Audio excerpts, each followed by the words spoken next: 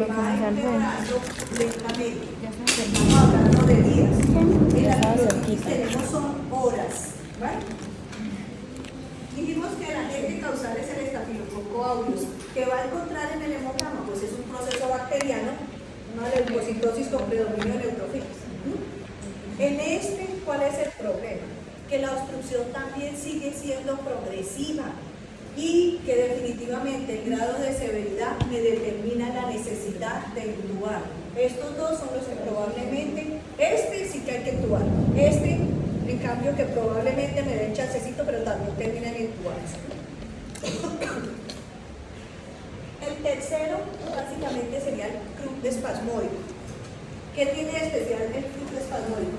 Que no tiene que ver con infección. Mire que el otro era hemófilos y el otro era estafilo. Pero el croup espasmódico básicamente hace una referencia a una respuesta, es decir, a hiperreactividad, no bronquial, sino de la vía aérea superior. Entonces, ese paciente puede tener el componente de atopía, es decir, ser alérgico. Entonces, es el niño que en condiciones normales está bien, se acostó, lo acostaron bien y de un momento a otro se levantó tosiendo.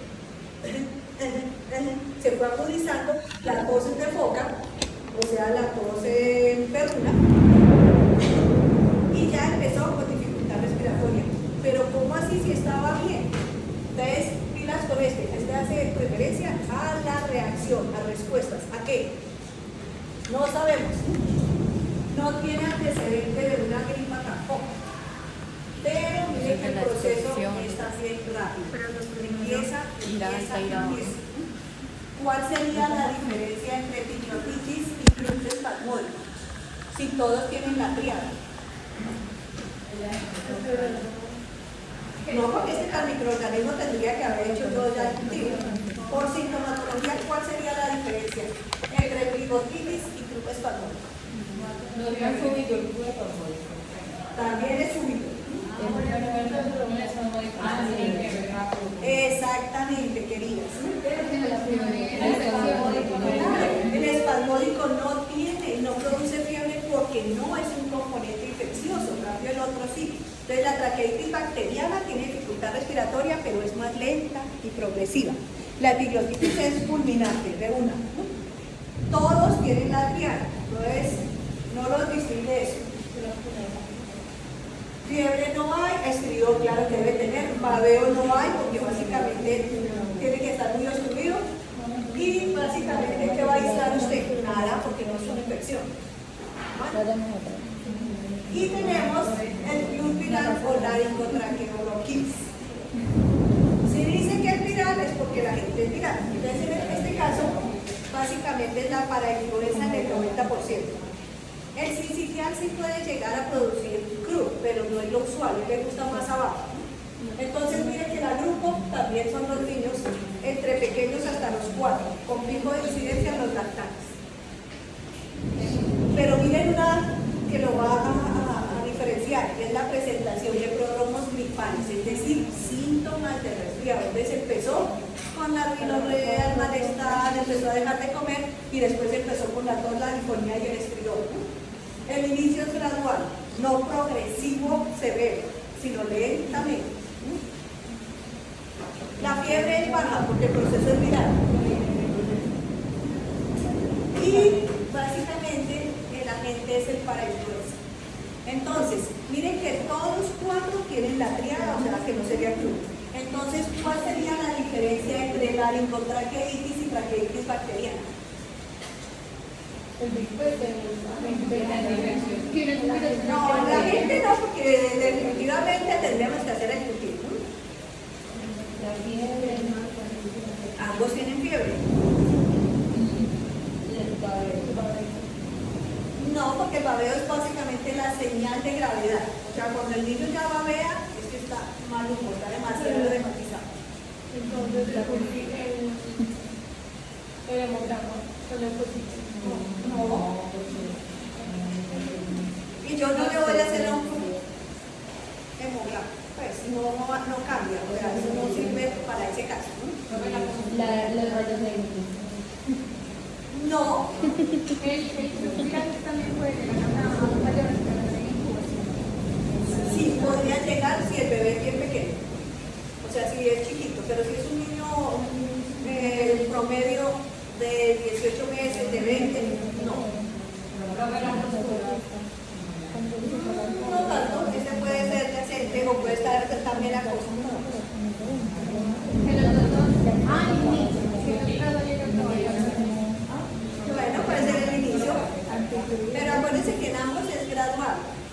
¿Cuál sería la diferencia?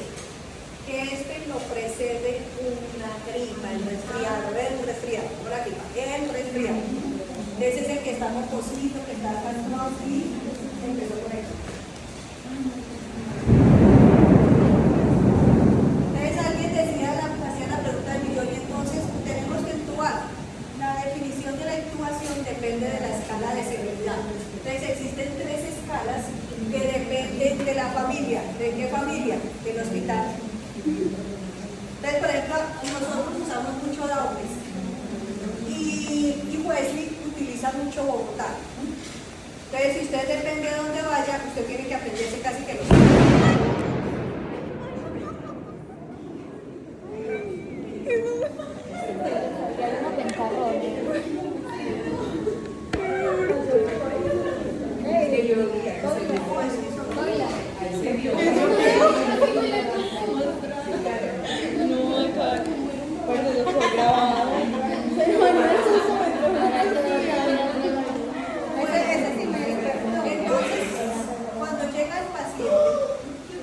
lo primero que tenemos que hacer es clasificar la severidad, qué tan grave está esa criatura. Entonces existen estas tablas que son objetivas, o sea que yo estoy mirando y lo que hacen es puntualizar en qué grado de severidad.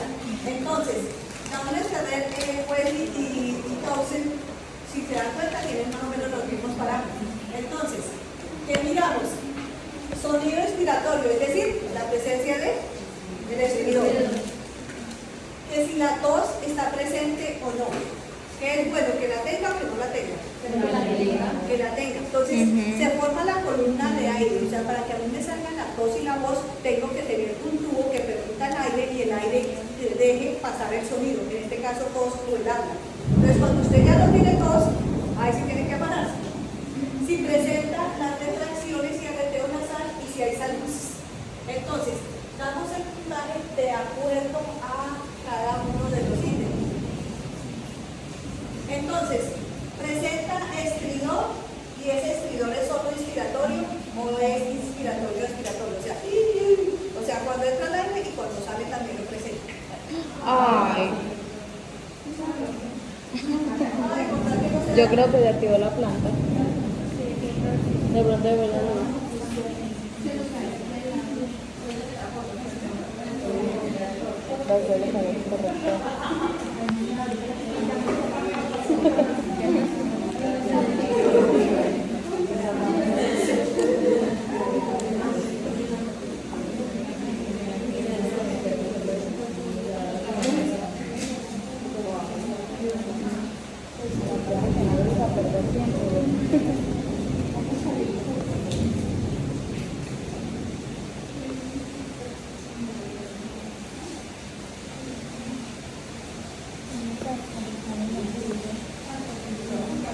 ¿Usted se imagina el transporte hoy?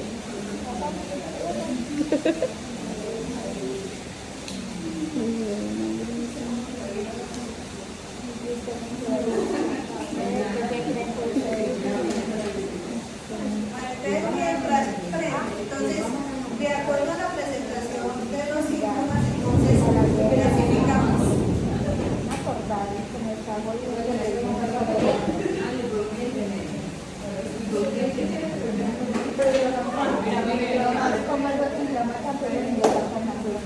Bueno, si quieren no lo comió el baile, pues.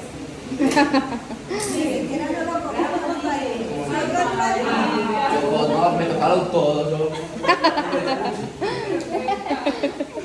Por eso, si quieren no lo comió, porque es que de dónde está. Sí, no, ya me puede caer. No, es que no es se nos regalan, se tapó el computador.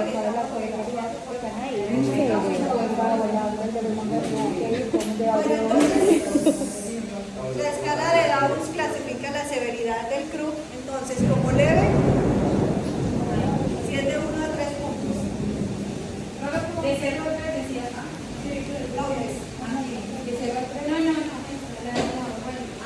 De 1 a 3, Daumes sí, de 1 a 3 leve, moderado de 4 a 6 y severo por encima de 7.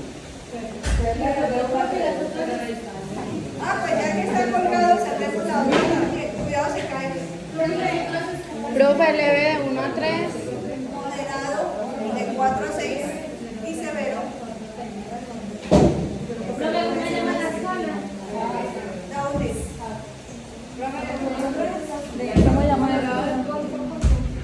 Ah, sí, ahí aparecía. Si lo que es que no aparecía de 0 a 3.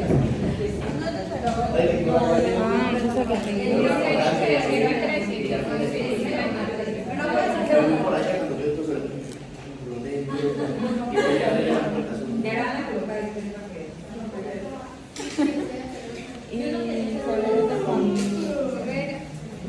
Moderado de 4 a 6 y grado mayor a 6. Ah, es que es esto mismo. 6 y no por eso que me hicieron. Ah, bueno.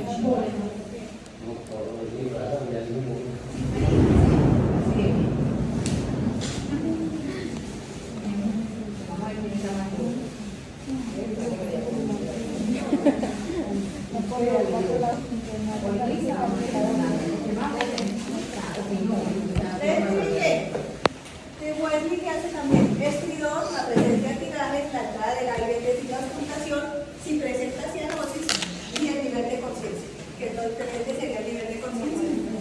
Y Wesley con respecto a Tausen, también hay entrada, hay tiraje, estridor, cianosis y nivel de conciencia. Me parece muchísimo. Entonces, ¿qué hacemos? Pues lo que tenemos que hacer es que, de acuerdo a la institución, usted pregunte, bueno, y aquí para la escala de severidad del club, ¿cuál usa? Entonces a usted le llega el informe diciendo, según Downes el puntaje es 4, según Wesley el puntaje es 7. Entonces miren aquí, estos dos tienen personalmente un inconveniente para mí, por eso nosotros usamos Downes Ferrer. Pero miren este leve lo considera hasta 4, cambio 4, en Downes es Moderado. mire aquí moderado, 5 a 8, o sea que 7, aquí sería moderado y nosotros en Downes Ferrer lo usamos como grado. Entonces, ¿cuál sería mejor? Porque es que lo considera más temprano, porque este ya está más fregado. Pero vuelve y juega, cuando nos toca una institución, pues nos toca, así como se dice, a donde fueres, haz lo que vienes. Nosotros en San Vicente usamos el Downes, pero si por ejemplo viene remitido de otro lado, por lo general le dicen qué escala tomaron ellos para clasificar la severidad. Entonces, para que tengamos presente, el estridor es la clave. ¿Ese estridor es solo en la I o es en la S? Si en las retracciones son solo supraesternales o son de ambas, son generalizadas. Entonces, el hecho de nosotros hacer una clasificación temprano nos sirve para definir el tratamiento. Creo que ese nivel de conciencia en ese colegio Lo quitamos. Si usted tiene dificultad, lo que no espera es que esté ansioso y no que esté bien.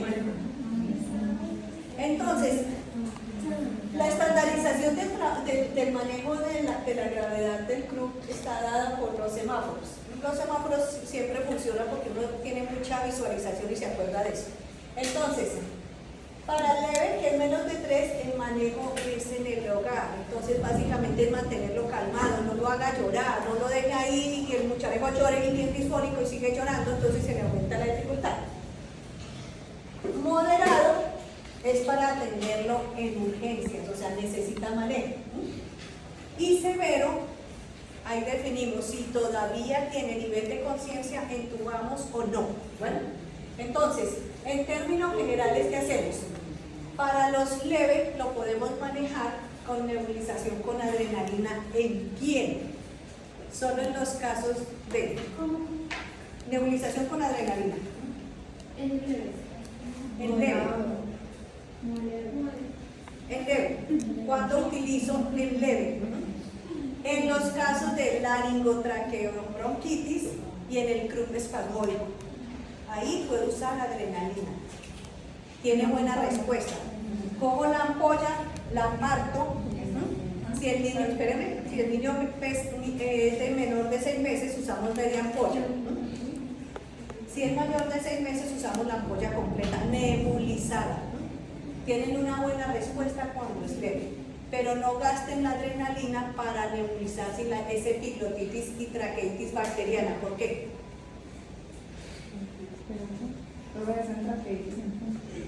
en laringotraqueobronquitis, o sea, croup viral y croup espasmódico? ¿Por qué no en bacteriano o traqueitis bacteriana?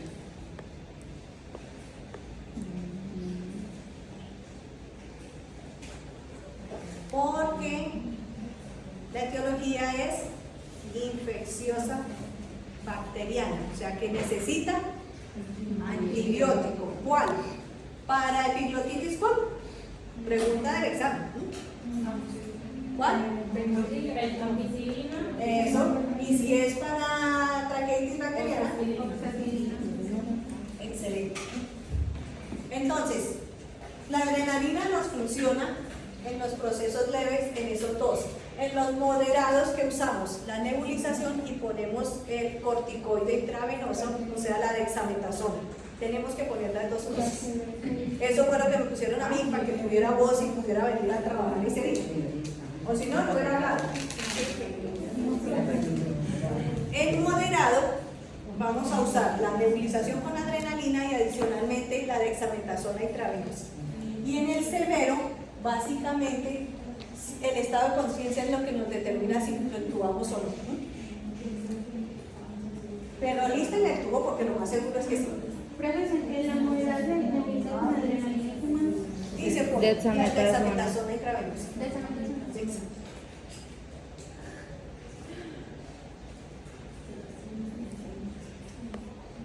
Aquí hablan de prednisolona vía oral, pero si el niño está con dolor, con disfagia, la prednisolona no es lo más indicado, es un mejor intravenoso o dexametasona. Y los niños que ya llegan con puntaje alto, usted ya no le ponga nebulización, usted intúbelo y después ya empieza con el antibiótico y ya después le pone lo que quiera. Pero hay veces que, por ejemplo, con esos ciclos de rescate no mejora. Cuando usted tiene epiglotitis no le va a servir porque el proceso es infeccioso. Si usted tiene hemófilos influenza, con la adrenalina no le quita.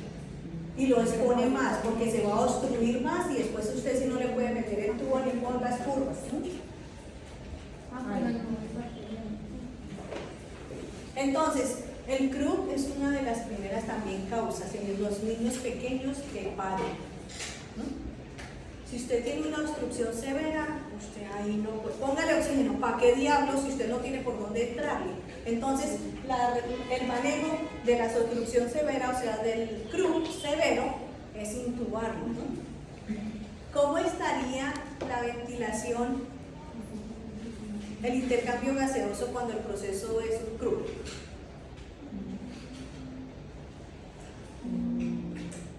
¿Cómo creen?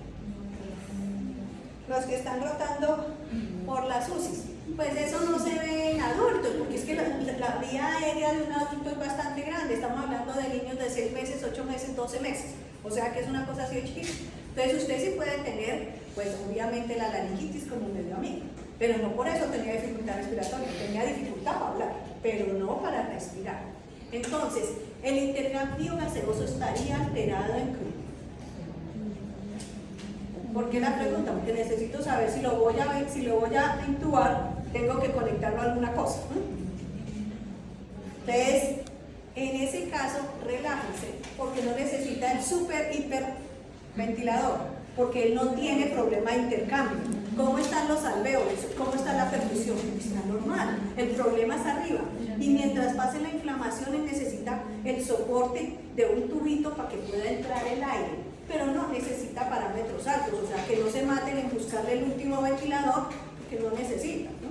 Entonces, él tiene su intercambio, o sea, sus alvéolos y los capilares están normales, el problema es arriba, ¿no? Por eso tenemos que intubar. ¿Bueno? Listo con los croup. El amigo Miguel que llegó un poquito mojado. Entonces, básicamente la idea es que seamos capaces de diferenciar los 4 croup, ¿no? No solo por el agente, sino por la evolución de la clínica en cada caso. Entonces, ¿cómo diferenciaría yo una laringotraqueitis de un croup espasmódico? Por la fiebre, ¿no? Y entre una epiglotitis y un croup espasmódico.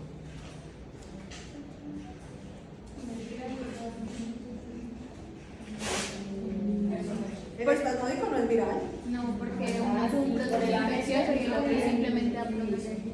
Ah, Por la claro. etiología. ¿La qué? Por la etiología. No, porque La sí. fiebre, la fiebre. Por la fiebre, exactamente. Entonces miren que sí, hay cómo diferenciar, ¿no? Bueno, entonces, dentro de la vía aérea superior está todo lo que tiene que ver con los CRU, pero también está algo que nosotros nos olvidamos y es la otitis media, hace parte de la vía aérea superior. Entonces, una de las causas de consulta en pediatría en población menor de 2 meses es la OMA, o sea, la otitis media aguda. Básicamente es la inflamación del oído medio por proceso infeccioso. Entonces, tenemos que tener en cuenta que los síntomas no son los mismos de acuerdo a la edad de los niños. Entonces, si yo tengo un niño grande, él me va a manifestar ¿qué? Para saber que uno es otitis. ¿Cómo saben que es otitis? Exacto, o sea, ¿cómo se llama? La otalgia. Entonces, él lo va a decir porque él es capaz de ubicar el dolor. Pero si nosotros tenemos un lactante menor, ¿cómo vamos a saber que ese muchacho está padeciendo otitis? Vuelve y juega, es una de las consultas más frecuentes en pediatría.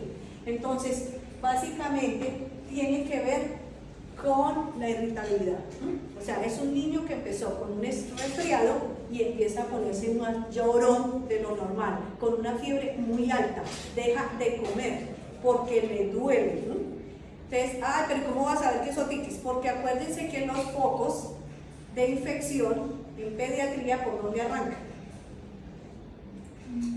Cuando yo tengo una... Antes, ¿Por las manos? por las orejas. Cuando un niño tiene fiebre, lo primero que tengo que explicar es acá: oídos, faringe, pulmones, intestino y genitourinario. Ahí usted va a pescar seguro el proceso infeccioso. Esos son los focos en pediatría. Por eso la otitis media, o sea, el niño que tiene fiebre, y si es un lactante y está muy chillón, póngale que eso va a ser otitis. Si es un niño más grande es más fácil, porque ¿qué hace él? Si se han dado cuenta, se jala la orejita y se mete el dedo y se jala y siente ese oído, inclusive que uno ya de grande también uno empieza, siente abombado, lleno el oído y básicamente lo ubica, sabe cuál es la orejita, si es la derecha o es la izquierda. Pero en un bebé y en un lactante no es fácil distinguirlo. Entonces, el primer foco de infección en pediatría son los oídos. Entonces, por eso hay que explicarle los oídos. Entonces, siempre irá precedido por un proceso de resfriado anterior al dolor. ¿Me repite por favor otra vez los focos? Oído, faringe, pulmones, intestino y genitourinario, o sea, infección urinaria. Entonces, la clínica está precedido de un resfriado y si el niño es grande está en la otalgia, la fiebre aumentada, la secreción nasal, porque por eso tiene resfriado, y puede presentar supuración o torreo.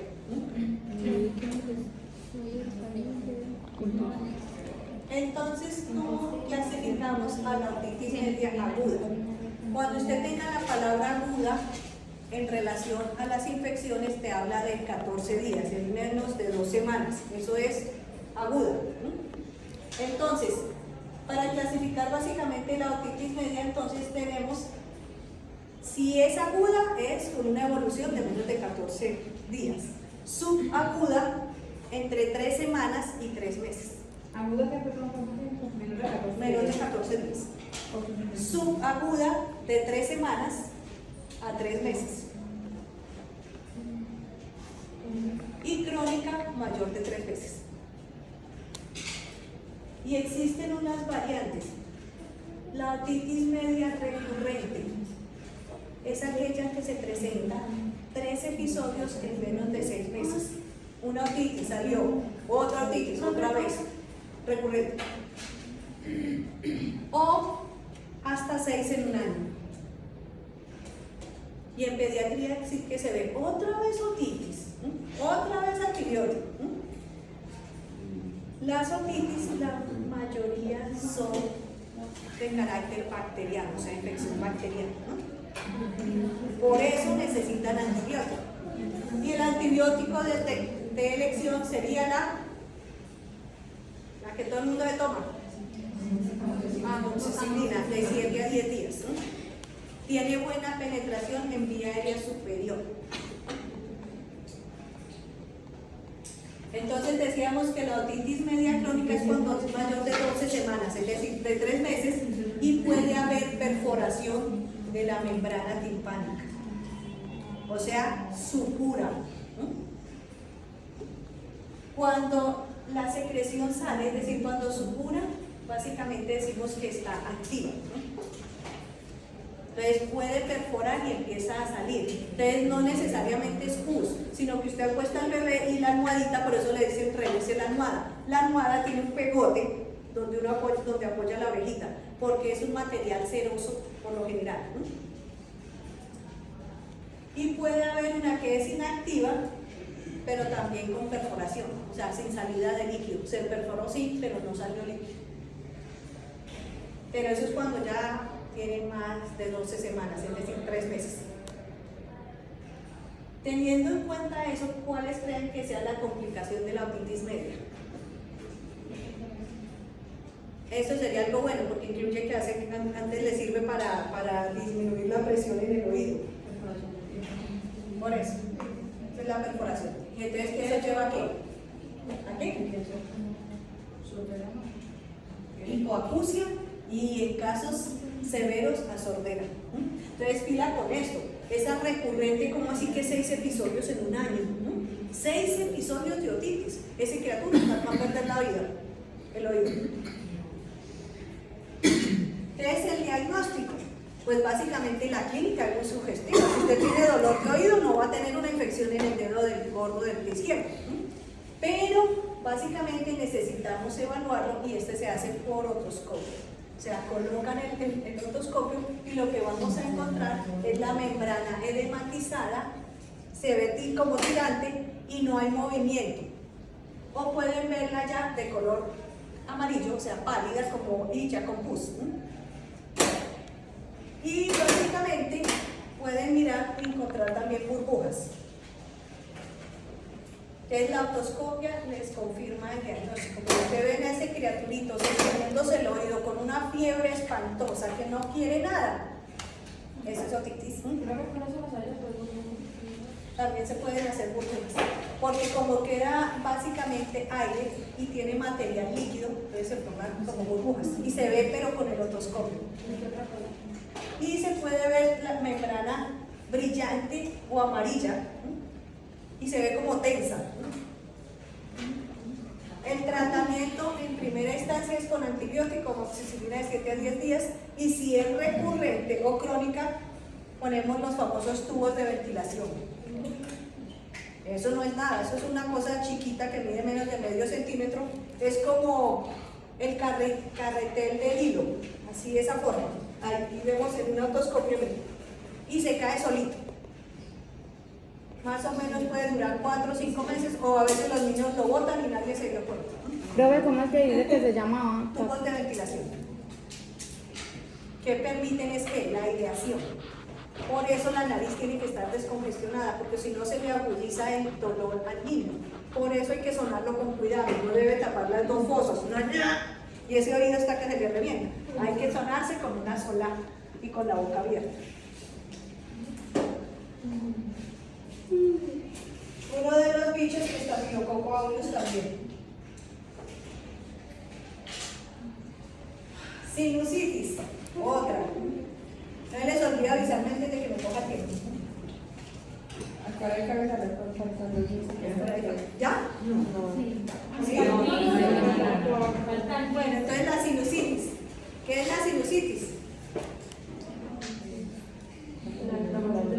La inflamación de los senos paranasales.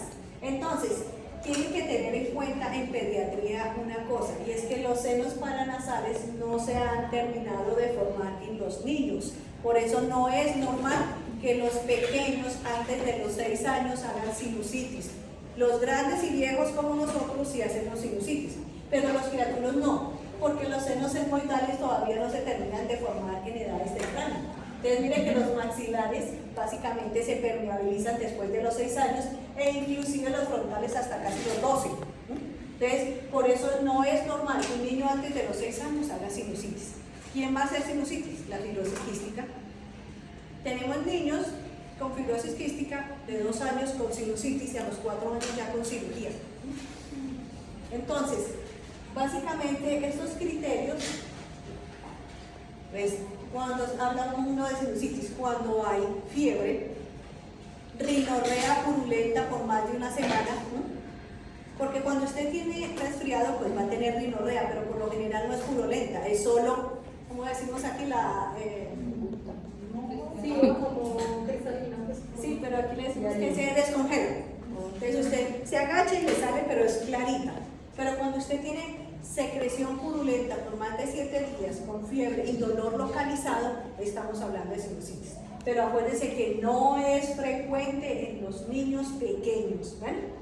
Entonces, ¿qué puede encontrar uno? Cefalea, claro, sobre todo frontal, si es la sinusitis frontal. Dolor en la presión facial, ya sea como atrás de los ojos, o en los cacheticos, o en la frente. Secreción postnasal, es decir, usted abre la boca y le sale el moco por detrás. Y alteración en el olfato y halitosis. Cuando usted tiene eso, es que de hecho la sinusitis es de lo más fácil de diagnosticar, ¿no? Fiebre, halitosis, otalgia, presión en los oídos, claro, porque si todo está conectado, nuestros ojos, nariz y oídos están conectados. Cuando usted está congestionado, usted siente los oídos así y los ojos le escurren. Lo mismo cuando usted tiene resfriado, pues empieza a llorar. Entonces, ¿cuál es el cuento? Cuando hay un proceso infeccioso, y casi siempre es bacteriano, porque la sinusitis es bacteriana, lo que se produce es una alteración en los senos. Los senos paranasales son zonas aireadas, es decir, con unas dientillas que permiten la aireación. Entonces, básicamente, cuando está la congestión por la infección, pues estos se van a ocluir, se van a tapar, y lo que hacen es que se retengan las secreciones en la zona afectada, ya sean los maxilares, en el frontal, y la infección bacteriana pues genera la colonización, va a producir el bloqueo en la zona, por eso no va a drenar, por eso es que también duele, congestión, retención y vuelve el mismo círculo.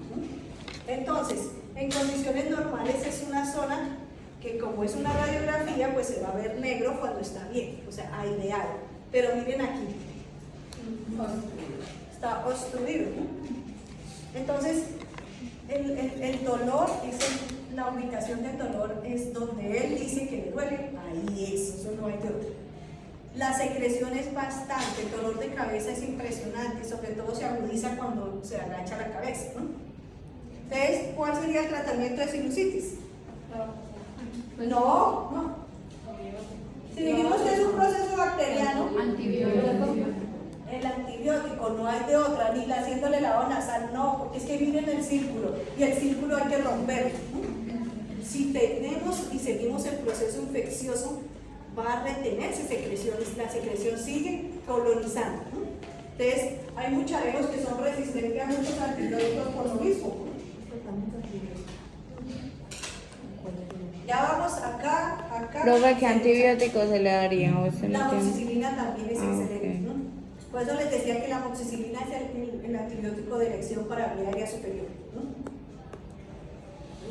Partimos del hecho que no sea el típico que ya lleva 4 o 5 otitis, o sea, una otitis recurrente, porque ya no le va a servir la amoxicilina. La faringitis, que también la faringe hace parte de la vía aérea y de la vía aérea extratorácica. Entonces, esto para que no se les olvide, entonces está dividida en nuestra boquita así. La faringitis es la inflamación de la región faríngea y básicamente es de carácter viral. Todos los virus que generan el resfriado es capaz de producir también y afectar la faringe. Por eso es que les duele la gargantica y no quieren comer. Se pone eso rojo y no quieren comer. Entonces, ¿cuál? El adenovirus, el herpes, el de la influenza. Cualquiera de los virus puede llegar y congestionar y inflamar lo que es la región faríngea. Entonces, se ve rojito. ¿Cuál es la diferencia entre faringitis y faringoamigdalitis? que la faringitis lo normal es que sea en niños menores de 5 años, de carácter viral, de inicio gradual, es decir, usted empieza con y ya después le está doliendo todo. La fiebre no es muy alta porque es un proceso viral, puede haber afonía y ronca, pero no hay tos. No la tos típica perruna, para que no se confundan con la tos del croup. Esta tos sí se oye como ruidosa, pero ruidosa con secreción, no la tos de foca. Acuérdense cómo hacen las focas. Así es la tos de hecho dicen tos perruna y a mí no me parece que sea perro, que suena como perro. Pero si ustedes ven en los documentales, oigan cómo es el sonido de la foca. Y la foca tiene un ruido igualito a como suena la tos con estridor. Entonces, puede haber exantema, que no es lo común, y puede haber la presencia, es decir, brotes, porque es un proceso viral. Entonces, ¿qué es lo importante? Es la inflamación de la faringe. Abra la boca y usted ve eso rojito, pero no compromete las amígdalas. El paladar sí. Inicio gradual, o sea, va lentamente, va precedido de un proceso como resfriado, es menores de 5 años, es autolimitado. ¿Qué quiere decir? Que esto no necesita nada más que tener paciencia. Acetaminofén sí, porque les duele y no quieren comer. Pero vamos al lado contrario, y es la faringoamigdalitis, que compromete ¿qué? La región faríngea, las amígdalas, el paladar blando, el paladar duro y hasta la lengua. Entonces miren esto, es bacteriana y es por un amigo que tienen que aprenderse el nombre, apellido y las generaciones, que es el estreptococo betamolítico del grupo A.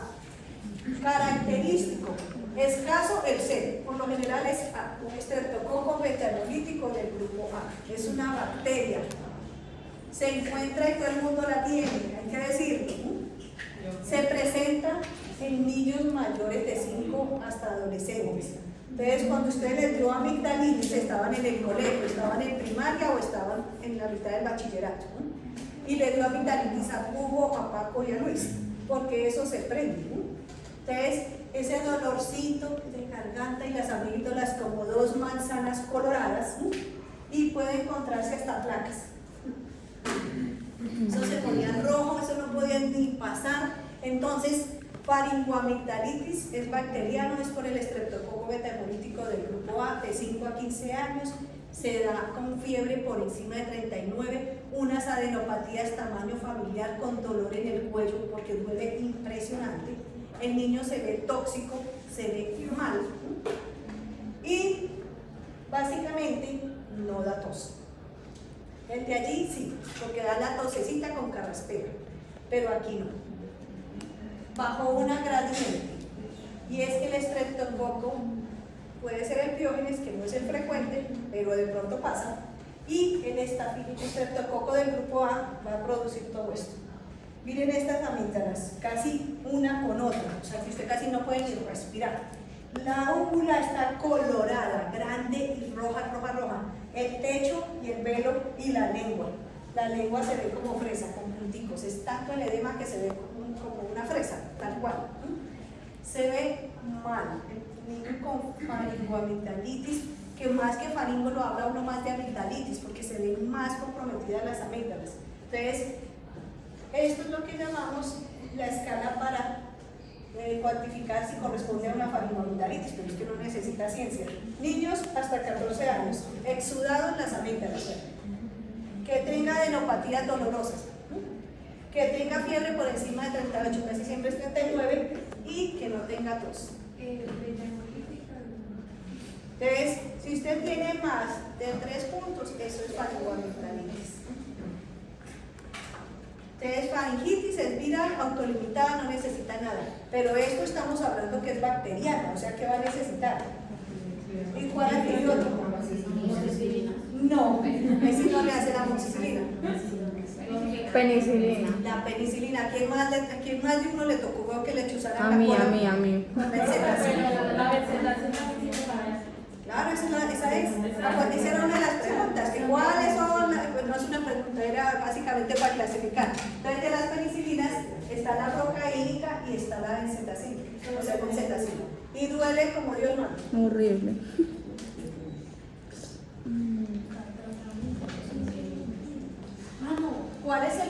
problema? El problema es que el estreptococo es muy agresivo y le gusta y coloniza y se va yendo.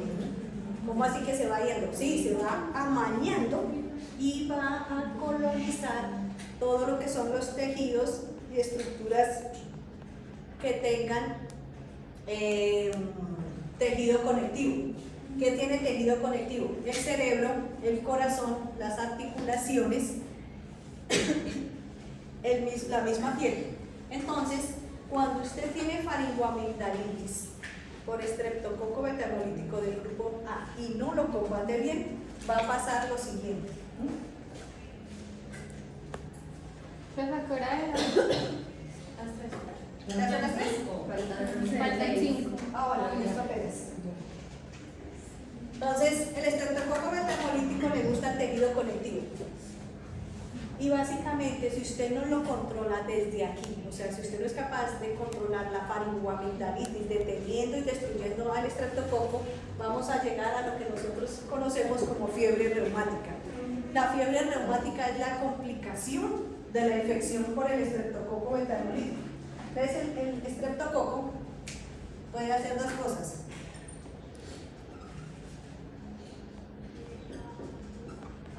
Puede presentarse y dar una complicación que llamamos supurativa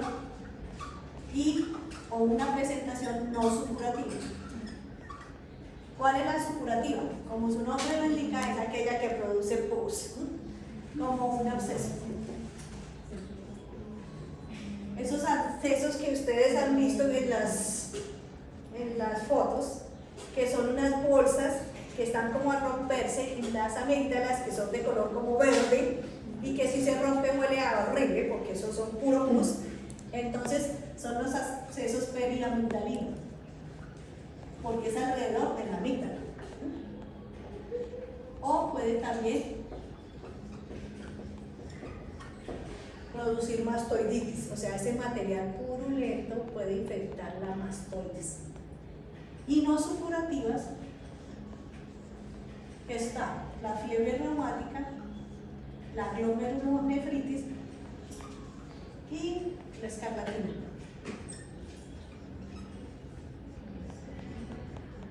No todo tiene que salir pus. Entonces, dentro de las no supurativas está la fiebre reumática. Entonces, la fiebre reumática es una inflamación sistémica debido a la infección por el estrepto. Tiene que estar precedida de faringoamigdalitis. Si a usted no le dio amigdalitis, no es fiebre reumática. Profe, realmente SBH. Estreptococo beta-hemolítico, porque es H de hemólisis. Entonces resulta y acontece que puede coger para varios caminos. Y este señor, que era un médico y se llama Jones, se escribe Jones, pero se lee Jones, fue el que se dio cuenta que ve estos pacientes que tenían como síntoma que habían tenido amigdalitis, empezaron a presentar alguno de estos síntomas y lo clasificaron y lo llamaron como los criterios de Jones o criterios mayores para fiebre reumática. ¿Cuáles son? Miren este dibujo, yo siempre les digo acuérdense de eso y no van a sufrir. Poliartritis, miren que son dos huesos. Carditis, o sea, el problema del corazón. Nódulos, o sea, presencia de bolitas. Eritema, manchas en la piel. Y el síndrome de Sydenham o Corea del Sydenham. Si usted tiene cualquiera de esos criterios mayores, tiene fiebre reumática, ¿no? Entonces, vamos a ver cada una de esas. Entonces, la poliartritis. Artritis es la inflamación de las articulaciones. ¿De cuál? Cualquiera. Pero no sé.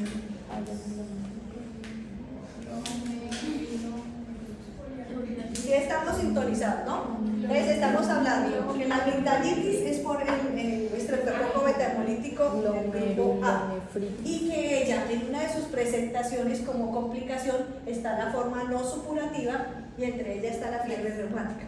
Entonces la fiebre reumática es una inflamación sistémica que puede coger muchas partes. Entre esas está la poliartritis migratoria, que es una de las más frecuentes. Entonces, es la inflamación de cualquiera de las articulaciones, dolorosa, incapacitante, y se llama migratoria porque usted hoy le amaneció doliendo las manos, después le siguió al hombro derecho, le bajó a la rodilla izquierda, le siguió el tobillo derecho, volvió y le subió la cadera, después cogió el otro hombro y cogió todas las articulaciones.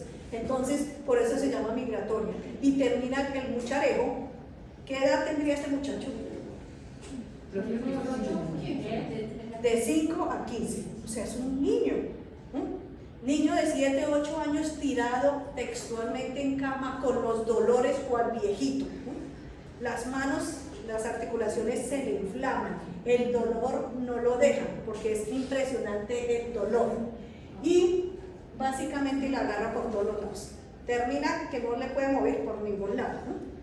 Pero tiene una ventaja y es que no deja secuelas. O sea, ¿te ha visto que los abuelos que tienen artritis tienen los dedos torcidos, los de la mano o los de los pies o inclusive el codo? Esta no deja secuelas, pero repite. Puede hacer otra exacerbación, otra crisis y otra vez volver a lo mismo. Esto incapacita de 3 a 4 semanas. O sea, eso no es para que esté 2 días en cama. Casi un mes textualmente en cama. Entonces, la poliartritis migratoria necesita reposo, necesita analgésicos y vamos a utilizar la aspirina. El ASA básicamente funciona muy bien para el proceso de las artritis. ¿Y qué creen que más necesita ese mucharejo? Creo que ya van las 3. Bueno, para que ya termine el tema. ¿Y qué otra cosa creen que necesite? No. El proceso es que infeccioso. ¿Y cuál antibiótico? Penicilina, la que usted no usó antes, le toca usarla ahorita. Claro, es una infección por el estreptococo, que obviamente generaliza con el dolor y pues para eso es la aspirina. Pero cama es lo que necesita este muchacho. La otra presentación del criterio puede ser como carditis, peor de grave. Resulta y acontece que el estreptococo le gusta el tejido conectivo y del tejido conectivo le encantan las válvulas cardíacas, ¿no? Entonces, él lo que va a hacer es llegar a la válvula y comerse las valvas o las cuerdas tendinosas. ¿Sí se acuerdan que cuando uno le hablaron de eso, esto estaba acá y había unas cuerditas que son las que ayudan a abrir las puerticas, ¿no? Para que pase la sangre? Las valvas son como las ventanas y las puertitas ayudan a que se abran. Resulta que el estreptococo le encanta las válvulas y se las come textualmente. Entonces, yo siempre les digo, el que todos lo saben, que es el Google Imagen, ustedes vean una carditis por fiebre reumática para ver cómo se ve de dramático. Eso no tiene arreglo, eso se lo comió textualmente. Entonces usted ve y esta cosa parece como así, como mordida de perro. Entonces, si yo no tengo cierre total de la válvula mitral ni de la tricúspide, ¿qué va a hacer? Eso no se cierra bien, entonces va a seguir pasando sangre. ¿Qué le va a pasar a los ventrículos? Se van a agrandar y va a producir en el niño cosas tan graves como una insuficiencia cardíaca. Puede producir también la valvulopatía, o sea, el daño de la válvula, o puede darse un derrame pericárdico. Todo porque se comió esto. Entonces eso no quedó bien cerrado, o sea que cuando hacemos la eyección, esa cosa queda medio cerrada, entonces todavía sigue pasando la sangre, ¿no? Entonces tiene doble trabajo el corazón y este corazón se va a agrandar. Entonces la carditis se puede presentar como derrame pericárdico, como valvulopatía o como insuficiencia cardíaca. Ya la vieron en el que todos lo saben. Que abre y cierra las manos. ¿Cómo se ve eso mordido y de feo? Como derrame, como insuficiencia y como valvulopatía, que es lo más frecuente. De hecho, tuve una criatura desde cómo que a la los 8 años se le hizo la primer cambio valvular, que fue mitral, y a los 11 se le hizo la aorta. Mire eso. Si ven que la ven que no cierra bien, o sea, el triangulito no queda ni cerrado, la mitad tampoco, ¿no? Entonces va a llevar al corazón a que el ventrículo se dilate más y la contracción no sea eficiente. ¿Cuál sería el tratamiento?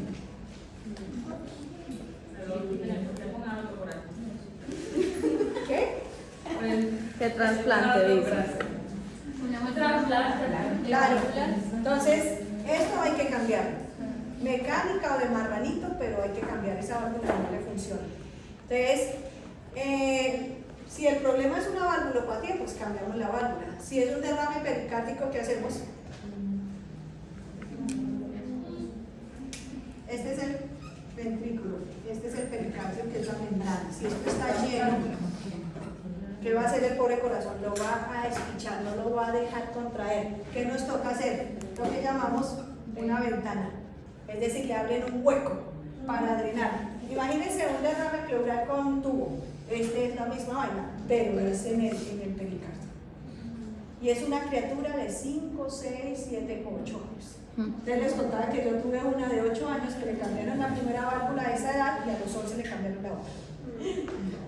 La pobre muchacha peor que un viejito, porque no vuelve a hacer lo mismo. O sea, esa válvula, aunque le pongan una nueva, porque eso sonaba horrible, no podía dormir porque eso suena duro. Entonces uno se acuesta y El cambio de vulva. yo decía, ¿cómo mentalmente uno puede dormir oyendo ese berraco tic-tac? Y lo peor fue como fue las dos válvulas, sonaba eso tic-tac, tic-tac, tic-tac, tic-tac. Y suena horrible, o sea, eso. Pero la pobre muchacha. Claro, es que usted ya que le arreglamos a eso. Nada, ya se le puso la válvula y así. Y la insuficiencia cardíaca congestiva, pues por diuréticos, hospitalización de oxígeno. Entonces, cualquiera de las presentaciones de carditis es grave en los niños, ¿no? Entonces, tengo que hospitalizarlo, hacerle el arreglo, ya sea quirúrgico o medicamentoso, con la correspondiente secuela y es la intolerancia al ejercicio. Entonces, ese muchacho toca meterle en el programa de rehabilitación cardíaca igual que un viejito de 80, igualito. Ese pobre criatura, correr le cuesta trabajo, eso no queda uno igual. Entonces, todo por lo mismo, por no haber hecho buen manejo. Los nódulos subcutáneos, pues es lo más fácil que le pase, pero se ve espantoso. Son unas prominencias grandes de material, pues llaman subcutáneo, debajo de la piel, y usted tiene la infección, ahí está. No es que le salga pus por la piel, no, pero sí produce inflamación. No son dolorosos. ¿Puede presentar todas o solamente una? Pero ya con uno usted está fregado. Por lo general se presenta una sola. La carditis a veces viene asociada con nódulos, pero por lo general con una sola usted ya tiene. Y una sola hace criterio. Si usted lo presentó con carditis, fregado. Porque les decía que se hace la cirugía o lo que tengan que hacerle el corazón, pero que otra cosa necesita. Con la lógica simple, es una. ¿Cuál? La penicilina benzetacílica por 5 años, una cada 28 días. 5 años y no genera resistencia. No, para la carditis. Porque tú lo que vas a hacer no es eliminar al estreptococo, es controlar. Por 5 años, una cada 28. Entonces, ustedes han oído que me toca ya la inyección cada mes, le toca al pobre hombre que le dio presentación de fiebre reumática por carditis. Controla, pero no lo borra. O sea que cuando usted se le bajen otra vez las defensas, otra vez para arriba el estrés. ¿Y los alérgicos a la penicilina? No, porque es que básicamente tú tienes que hacer eso. O sea, lo primero es hacerle la prueba. Ni siquiera lo podría hacer, imagínense, son 60 inyecciones de penicilina. Pilas con esto, ya lo último ni lo siento, ya va con dolor y ya donde el mismo cristiano de la droguería, que ya no se puede hacer así. Profe, pero eso puede ser intravenoso, no tiene que ser venoso o puede ser. No, pues ya por ejemplo con el tiempo, ya lo que se decide es, Eso lo mandé. no, ni siquiera eso. No, porque es una dosis al mes. No, el chuzón tome para que lleve y salga. Queda uno así tieso y ya le pasó a la hora, pero solo para controlar los títulos. Otro lo puede presentar como eritema marginal. Son unas manchas como unas rosetas grandes de todo el cuerpo y básicamente también está la infección en la piel. No genera rasquiña, pero se ve espantoso. Cuando lo busquen en el amigo Google, ahí ven, y hay unos horribles, o sea, este hasta ahora estaba empezando, pero los niños que están en proceso avanzado, eso no tiene un hueco que no tenga esa cosa, ¿no? Y la otra versión es la que llamamos la Corea de Sinderham, ¿no? Es una versión como de Parkinson, le digo yo. Es allá afectado que el sistema nervioso central. Entonces, esto puede pasar entre 2 o 3 semanas después de la faringoamigdalitis, pero esto más o menos se presenta. Ah, mi madre me tocó salir.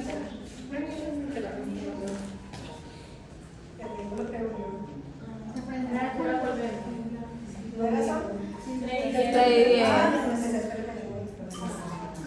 Yo iba a saltar que se presenta cuando. ¿Qué? Se presenta cuando. No, Los no días sé. después. Estoy copiando algo que ya iba ya de ratos. No estás sincronizado. Bueno, espérenme un momentico. ¿Qué horas son?